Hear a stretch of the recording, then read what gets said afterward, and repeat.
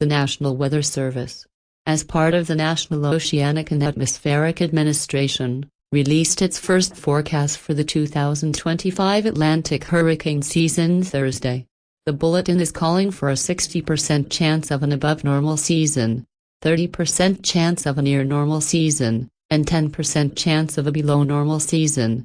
The forecast calls for 13 to 19 named storms, with 6 to 10 becoming hurricanes and 3 to 5 reaching major hurricane strength. Major hurricane reach Category 3 to 5. Those particularly powerful storms have sustained winds of 178 km per hour or higher near their center. The 2025 Atlantic hurricane season forecast is issued by the National Oceanic and Atmospheric Administration. Reasons for the active season are a neutral phase in the southern Pacific, warmer than average ocean temperatures, favorable wind environment, more active West African monsoon. A neutral phase in the southern Pacific, as opposed to El Niño, favors a more ideal wind environment for storm development in the Atlantic Basin. During El Niño years, the winds over the Atlantic Basin are stronger, which can work to disrupt tropical storm and hurricane development.